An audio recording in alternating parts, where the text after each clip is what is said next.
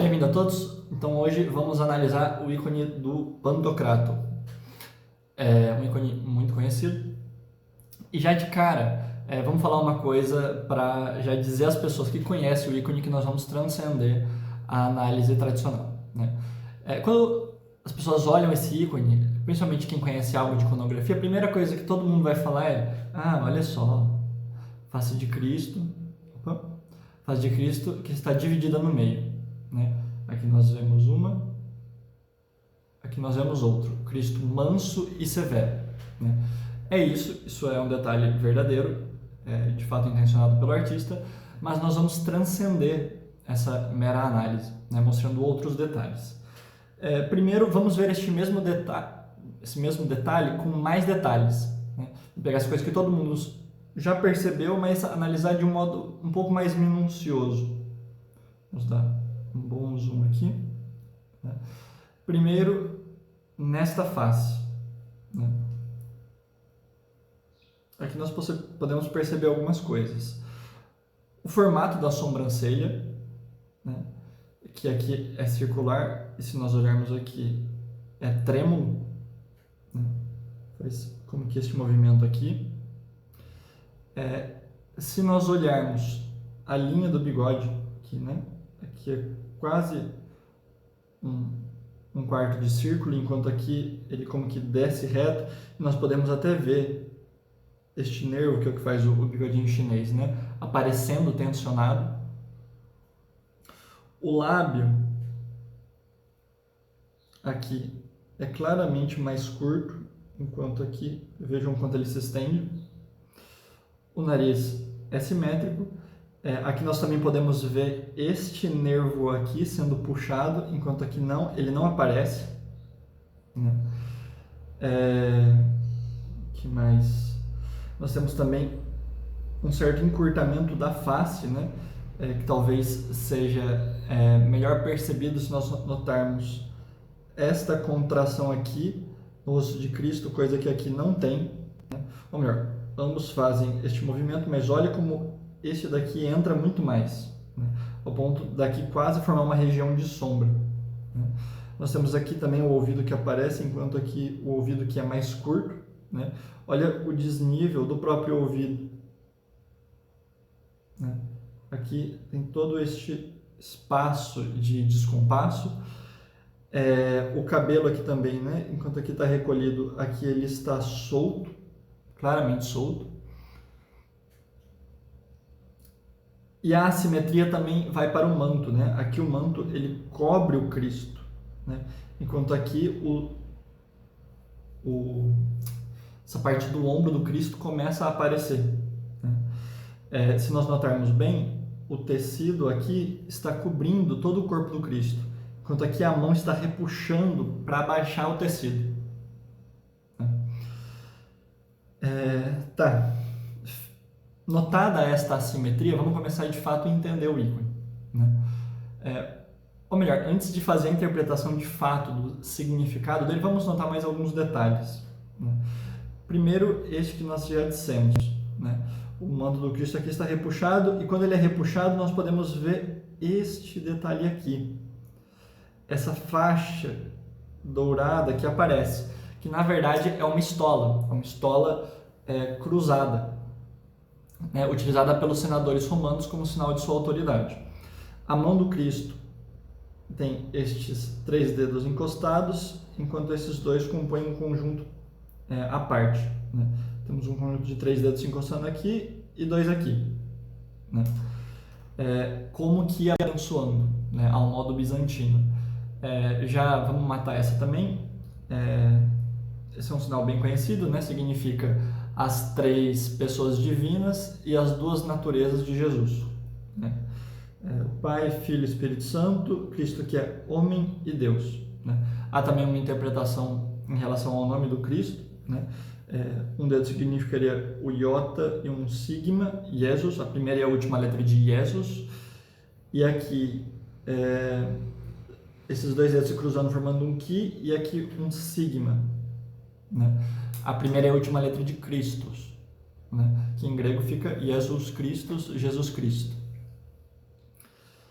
E este ainda é o simbolismo mais superficial. Vamos ver outros detalhes. Aqui nós vemos a escritura, né? E é muito importante notar algumas coisas aqui. Primeiro, que a escritura que está trancada, né? Como que selada. Na ornamentação, ela tem uma cruz no centro, circundada de 3, 6, 9, 12 pedrinhas brancas e 4 pedras azuis. Nós já vamos ver o significado disso, mas digo apenas para que vocês notem. Atrás do Cristo, nós podemos ver duas estruturas arquitetônicas que se assemelham muitíssimo aos braços de um fórum, né? Um pouco parecido àquela estrutura externa da Basílica de São Pedro, né? Só para desenhar aqui, nós temos a Basílica de São Pedro aqui, né? E nós temos, lápis para não desaparecer, Basílica de São Pedro. Nós temos em frente dela como que dois braços que acolhem as pessoas que chegam, né? Pega aqui. Essas estruturas são como que esses dois braços arquitetônicos, né? Isso nós notarmos bem. Cada um pende de um ombro de Cristo, um ombro esquerdo e outro do direito. Importante notar também, né, que na divisão das faces, a face com conotações positivas é a direita, enquanto a com conotações mais rígidas, mais negativas é a esquerda. E por fim, para terminar a análise dos elementos, nós temos aqui e aqui uma estrela de 1, 2, 3, 4, 5, 6, 7, 8 pontas, né? E vamos agora à interpretação, então. Claramente, nós temos aqui a imagem do Pantocrator. Pan totalmente, né? Total, Kratos, poder, né? Pantocrator é o Cristo onipotente, o Cristo que todo julga, né? Que detém do poder absoluto, né? E este Cristo Pantocrator, que domina tudo, dominador de tudo, ele detém esse poder, ele domina tudo, ele julga tudo com duas faces, né? O Cristo é como uma moeda com duas faces, que juntas compõem a totalidade dele. Por um lado, possui a sua face misericordiosa, branda, que olha como que compreendendo e iluminada, com o cabelo preso, isso para quem já assistiu Dragon Ball, um dos sinais do Goku quando ele se transforma é que o cabelo dele solta, né? Assim como o Sansão também, né? O cabelo solto e grande, né? Como que se mostrando por inteiro é sinal do sujeito em ira, né? E aqui o Cristo com o cabelo recolhido é o Cristo arrumado, alinhado, né? Em paz, no modo pacífico, por assim dizer. Olhando e aqui é importante notar, né? O Cristo nos olha. Aqui, esta face direita, ela nos olha com um olhar de misericórdia. O manto dele, por sua vez, está afrouxado e ele como que se mostra, se expõe, ele até deixa ver um lado do pescoço, né? E quando ele afrouxa essa manta que o envolvia, né? Ele mostra não apenas um pedaço do pescoço, como também o seu peito, né? Não apenas o peito, como também a estola, sinal de sua autoridade. Nós vemos o que há por debaixo, né, dessa manta do Cristo. E aqui nós também temos claramente uma mão que realiza também um gesto positivo, que é o gesto de abençoar, né? E notem essa espécie de superposição entre a mão e a estola. A estola, ela como que parece significar uma espécie de raio de bênção, né? Que ou emana ou chega a mão do Cristo prestes a ser emanada por ela, né? Se nós notarmos bem, nós podemos ver, deixa eu só mirar aqui, tanto aqui quanto aqui, de modo bem sutil, como que se mostrando as chagas do Cristo, né? Aqui não dá para ver tão bem, mas aqui é mais claro. Notem que há um buraquinho aqui, né? Porque é com as mãos chagadas que o Cristo julga, né? Mas o Cristo ele não é só misericórdia, mas ele também é justiça. E é por isso que nós temos a outra face, né? É importante notar, né? Aqui o ouvido ele aparece mais, porque é o Cristo que ouve, e ouve mais. Ouve com mais brandura, mais abertura. Se nós notarmos aqui, nós temos o Cristo, essa face do Cristo, no qual o ouvido aparece, mas que não a orelha, mas o ouvido mesmo, o buraquinho do ouvido está tampado, né? É o Cristo que ouve, mas ouve menos, por assim dizer, né? O cabelo é solto, né? Porque ele está em julgamento, né? O Cristo ativo, uma expressão claramente irascível, né? Toda contraída, clara, mas aqui já com algumas regiões de escuridão. O manto do Cristo o encobre, né? E neste encobrir é o sujeito como que retraído em si, né? É o Cristo que não está tão dado àquele que está julgando, mas aqui está quase que prestes a emitir o julgamento, né?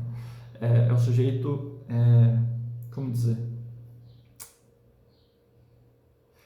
É o arquétipo do sujeito que vai com blusa na escola, né? Quando nós vemos esses sujeitos que estão muito envoltos em suas roupas, que estão com uma roupa muito grossa, isso nos causa uma impressão do sujeito internalizado, interiorizado, né? E não que o Cristo seja esse sujeito, né?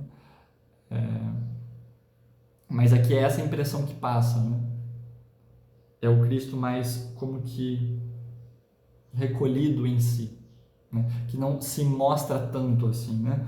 Aqui o ombro aparece por inteiro, aqui está todo coberto pela veste, né? E nós temos as Escrituras, que são a constituição do Cristo, né? O livro de regras à luz do qual ele julga aqueles a quem encara e a quem olha, né? Nós temos a Escritura, mas a Escritura não simplesmente, mas centralizada na cruz, porque a cruz é o centro de toda a Bíblia, né? E a cruz circundada, como que exposta pelos 12 pontos brancos, que são os 12 apóstolos, né? Branco como sinal da apostolicidade, né? A pureza do ministério, e os 4 pontos azuis, os 4 evangelistas, né? São as duas fontes, né? Como que duas fontes do Cristo: a fonte oral, os 12 apóstolos; a fonte escrita, os 4 evangelistas. O livro está lacrado, né? Porque o Cristo o detém inteiramente, né? O livro está selado e apenas ele pode abrir, né? Que é uma simbólica apocalíptica. E se nós notarmos bem, parece até haver uma certa oposição entre o dourado do livro e o dourado da estola, que nós dissemos parece significar a bênção que a mão está emitindo, né? Ambas douradas, isso é, ambas santas, né? Porque provenientes da mesma fonte santa, que é o Cristo, né?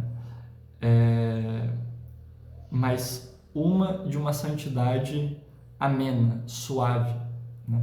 A outra de uma santidade rígida, metálica, né?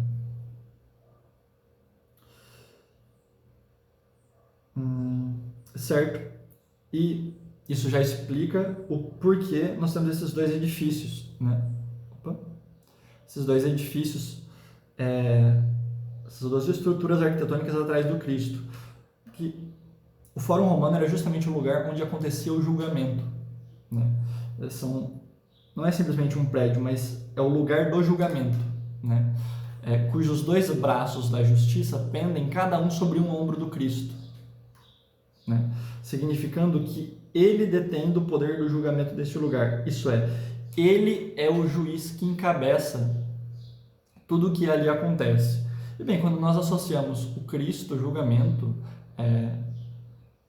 o Cristo não veio para julgar, né? Pelo menos não em sua primeira vinda. Claro que não, justamente porque aqui nós não temos o Cristo simplesmente, mas nós temos o Cristo no dia do juízo, né? E é isso que está significado pela estrela de 8 pontas. A interpretação mais razoável dela é que é significando o domingo, né? Mas por que o domingo? Justamente porque o domingo é o 8º dia, né?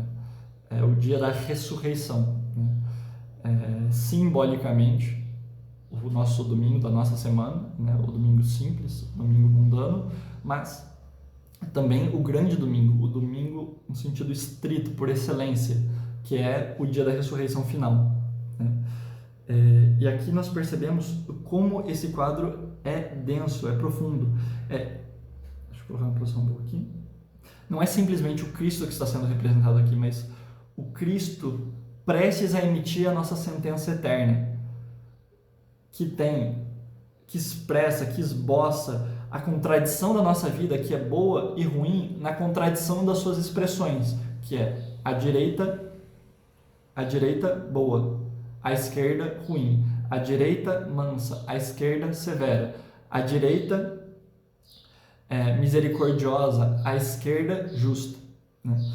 E nessa espécie de incerteza que nós temos ao olhar a face do Cristo, nós temos a incerteza do nosso próprio julgamento, né? Nós não sabemos o que ele vai decidir, né? Ele está sentado no tribunal, nos olhando, e nós não temos a menor certeza de qual vai ser a sentença que ele vai emitir, né?